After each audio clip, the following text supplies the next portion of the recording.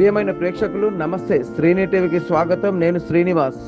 తెలంగాణ కాలుష్య నియంత్రణ మండలి ప్రధాన కార్యాలయం హైదరాబాద్ లోని సనత్ నగర్ స్థానికంగా నెలకొంది. ఇక రాష్ట్ర స్థాయిలో సంగారెడ్డి జిల్లా రామచంద్రపురం మరియు వరంగల్ స్థానికంగా 2 జోనల్ కార్యాలయాలు ఉన్నాయి. చివరగా 10 రీజనల్ కార్యాలయాలు హైదరాబాద్, రంగారెడ్డి 1, రంగారెడ్డి 2, సంగారెడ్డిలోని రామచంద్రపురం, సంగారెడ్డి 2, రామగుండం, నిజామాబాద్, నల్గొండ, వరంగల్ తదితర ప్రాంతాలలో నెలకొన్నాయి. తాజాగా ఎంపిక కానున్న అభ్యర్థులు సనత్ నగర్ లోని ప్రధాన కార్యాలయంలో గల సెంట్రల్ లేబొరేటరీలో మరియు 2 జోనల్ కార్యాలయాలలో గల జోనల్ లేబొరేటరీలలో పోస్టింగ్లు లభించవచ్చు. అలాగే 10 రీజనల్ కార్యాలయాలలోనూ అసిస్టెంట్ సైంటిస్ట్ ఉద్యోగ ఖాళీల మేరకు పోస్టులకు అభ్యర్థులు ఎంపిక కావచ్చు. లేబొరేటరీలలో పూర్తిగా వేరు కాలుష్యాలైన గాలి, నీరు, ఇండస్ట్రియల్ వేస్ట్ వాటర్ తదితర శాంపిళ్లను విశ్లేషణ చేయాల్సిన బాధ్యతలు కలిగి ఉంటారు. CHNS analyser, gas chromatography, GC atomic observation spectrophotometer,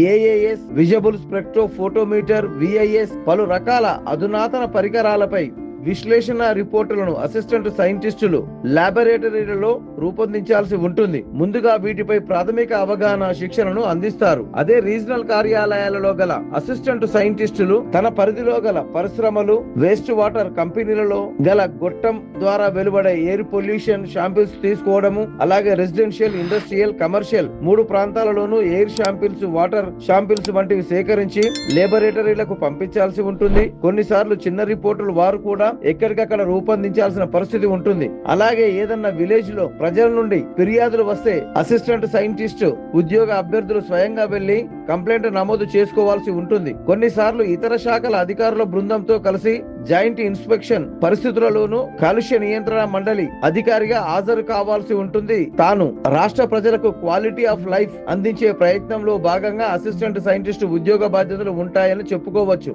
ఇదిలా ఉండగా అసిస్టెంట్ సైంటిస్ట్ ఉద్యోగ అభ్యర్థులకు మొదటి పదోన్నతి అసిస్టెంట్ ఎన్విరాన్మెంటల్ సైంటిస్ట్ లభించనుంది. 2018వ సంవత్సరంలో 24 అసిస్టెంట్ సైంటిస్ట్ పోస్టులకు ఎంపికైన వారిలో 20 మంది వరకు ఉద్యోగ అభ్యర్థులకు కొద్ది కాలం క్రితం తొలి పదోన్నతి పొంది ఉన్నారు.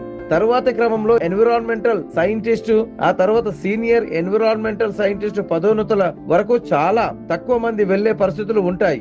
ఆయా క్యాడర్లలో పోస్టుల సంఖ్య స్వల్పంగా ఉన్న దృష్ట్యా అసిస్టెంట్ సైంటిస్ట్ ఉద్యోగ అభ్యర్థులకు పదోన్నతులు తక్కువగానే ఉంటాయని చెప్పవచ్చు. అసిస్టెంట్ సైంటిస్ట్ ఉద్యోగాలకు ఎంపికై కొద్ది కాలం ఉద్యోగ బాధ్యతలు నెరవేర్చిన తర్వాత మరో బెస్ట్ కెరియర్ ఆపర్చునిటీ రావడంతో అటు జూనియర్ కాలేజ్ లెక్చరర్ గాను, లేదా డిగ్రీ కాలేజ్ లెక్చరర్ గాను, లేదా ఇతర కేంద్ర ప్రభుత్వ సంస్థలలో సైంటిస్ట్ గాను అభ్యర్థులు వెళ్లిన పరిస్థితులు కూడా ఉన్నాయి. ఏది ఏమైనా తొలి మాసము ₹65,000 శాలరీ చేతికి అందుకునే ఛాన్స్ గల అసిస్టెంట్ సైంటిస్ట్ సర్కారు ఉద్యోగము ఎవరికైనా తీపి కబురుగానే ఉంటుందనేది ఇచ్చట కొసమెరుపు. ఇటువంటి మరిన్ని వీడియోల కోసం చూస్తూనే ఉండండి శ్రీని టీవీ. Thank you.